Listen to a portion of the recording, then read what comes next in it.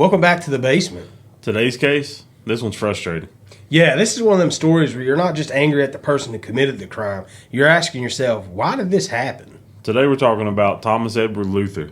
And this case is about violence, parole, and whether the system got it very, very wrong. And at the center of all this is a young woman named Cher Elder. Let's get into it. All right, we're going back to 1982, Colorado. Luther picks up a young woman in Breckenridge, and what happens next is brutal. I mean, so brutal. And we won't go into detail here, but he attacked and assaulted her with a claw hammer. That's right, a claw hammer. That's personal. That's close-range violence. It's rage. It's not detached. It's not impulsive in the way a bar fight may be impulsive. It is absolute sustained rage. And the most important thing here is she survived. That's incredible. And she later identified him, and that's how he was convicted. So he goes to prison, and during evaluations, there were suggestions that his violence may have been tied to deep anger issues, possibly connected to his upbringing. Well, first, before we go any further, why would you need an evaluation to say it's deep anger issues? So you beat obviously somebody for claw hammer. Yeah, I mean, I guess they could have been arguing the what is it? Insanity. Insanity. But what else do they call that when I forget what they call it, but like he like blacked out. Yeah, you know what I mean. Mm-hmm. Which, in my opinion, is no defense. You have to control your emotions. Exactly. But so the thing is that regardless of why, it was extreme violence. Exactly. This wasn't minor. This wasn't ambiguous. This was a clear indicator that he was capable of very serious harm. So you'd think someone like that would serve a very long sentence. I mean, I'm thinking life. Yeah, you'd think, wouldn't you? Yeah, you would. But in 1993, after serving roughly a decade, he's released on parole. And that's where this case shifts from being just one of the violent offender to being a systematic decision maker. Parole board's job is to assess risk. They look at behavior in prison, psychological evaluations, and the likelihood of reoffending. Yeah, that's what they do. But in the early 1990s, risk assessment tools were not what they are today. I understand. Yeah. Let me just pause right here. I understand that technology's advanced. The studies of the brain have advanced. Mm-hmm. They know 10 times more than they did. Absolutely. Then. But you attack somebody with a claw hammer and leave him for dead because that's what he did. Exactly. I don't see how that wasn't an indicator that this may happen again. Yeah, the likelihood of reoffending is there, especially since she identified him and put him in prison. Mm-hmm. So that's your witness right there that's still alive. Right. And then how did you fall through the cracks on psychological evaluations? And not only that, how do you think that young woman felt? Oh, yeah. You know she had to be scared to death. Because she had to live through that every single day, and now she knows he's on the street. Yeah, and correct me if I'm wrong here, but most of the time, somebody that's a victim in a case, they follow whether or not the person that offended is getting out of prison. Now, I'm not sure how it was in the 80s, but they have the right to know when they're transferred, when they go out to medical runs, when they do anything like that. They have the right to know. Anytime they're outside of the gates, they have a right to know, right? Yes, they have to be notified. Yes. I thought so. So, like I said, this wasn't the same structure of risk or violent risk modeling that we have now, but he definitely seemed like he slipped through the cracks. Absolutely. But still, this was a man who nearly killed someone with a hammer. So the question then becomes, what made them believe he was safe to release? I can't think of one, honestly. And we don't fully know the internal reasoning, but what we do know is what happened next. Not long after his release, Luther meets 20-year-old Cher Elder. She was young at the beginning of her adult life. One night, she's at a casino. Witness later says she left with Luther. And then she disappeared. Time passes, and there's a search. Eventually, her body is found. She had been shot in the back of the head. And immediately, investigators connect her last known companion, Thomas Luther. Go figure. Mm-hmm. A man who had already proven he was capable of extreme violence. And this is the part that makes this case hard to sit with.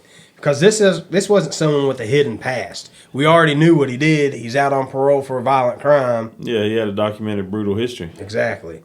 And he had just been released. The timing matters It does. this case. So after Cher's disappearance, Luther leaves the state. which is always a red flag. He ends up in West Virginia. Very nice. I didn't know that. Yeah. And while he was while he was here, Yeah. he assaults another woman, a hitchhiker.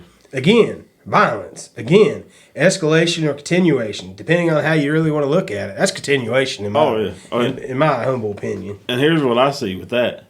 That is something a serial killer would do.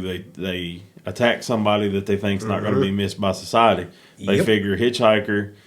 They don't have any friends or family that's out looking for him, obviously. Right. But anyways, he's arrested in West Virginia. And as investigators dig deeper, connections between him and Cher's case strengthen.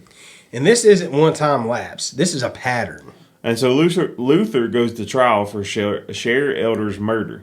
And this is where it gets legally complicated. Because the jury convicts him of second-degree murder, not first-degree murder. Must And- not have had the evidence. Well, reportedly, it's because one juror refused to agree to first-degree murder. But wouldn't that just be a hung jury? Or I didn't think you could settle What they done is they just kept voting and voting and voting. until everybody was like, "It's Yeah. on this." Let's go home. Yeah, Let's go home. yeah, I got you. All right, well, that changes everything. First degree would have meant a harsher sentence. Instead, he receives a long sentence, around 48 years, but not life without the possibility of structure that first degree might have brought. Well, at this point, 48 years is pretty much your natural life. Yeah, I mean, But either way, it's fascinating how one juror can alter the outcome of a case that significantly. and you know what? That's the power, the fragility of the jury system. Yeah, and now I'm not suggesting that we do away with the jury system because that would be chaos. Yeah. And everybody has a right to their opinion. They see the evidence how they should see Yeah. the evidence, but this is a reoffender. Yeah, well, perception is reality. Which also, I guess, they couldn't bring up his previous charge in court because wouldn't that be double jeopardy? Or not really try? No, it wouldn't really be because he's not getting tried for that. I would imagine they could bring up, like, past history, but they probably couldn't go into anything. Yeah. You know. Well, in letters from prison, Luther described his violence as anger and meanness. Which is chilling in its simplicity. So there wasn't this elaborate justification. It wasn't framed as passion or loss of control. It was just cruelty. And that raises a difficult question. Can someone who commits violence rooted in rage truly be rehabilitated? Some people can. Some people truly can. Statistics show rehabilitation does work for many offenders. But repeat violent offenders, especially those who commit extreme interpersonal violence, are higher recidivism risk. And that's where parole decisions get incredibly complex. So, here's the uncomfortable conversation. Should someone who commits a near fatal hammer attack ever be paroled? Are we too optimistic about rehabilitation? I do believe that people can be rehabilitated. Yeah. A lot of people, not everybody. Yeah. But when you just beat somebody almost to death with a hammer just because, And you only serve 10 years? that's crazy. Yeah, I'm not with that. Or do we risk creating a system that gives no path to redemption? Because we can't ignore the people that do change, just like we were talking about. Exactly. But we also can't ignore that in this case, someone paid with their life. And that's the weight of it. Yeah. Thomas Luther is serving decades in prison, But Cher Elder doesn't get decades. and her family doesn't get a second chance. This case forces us to look at more than just one violent man. It forces us to examine the systems that are meant to protect people. And whether those systems are equipped to make the right call. We'd love to hear your thoughts, respectfully.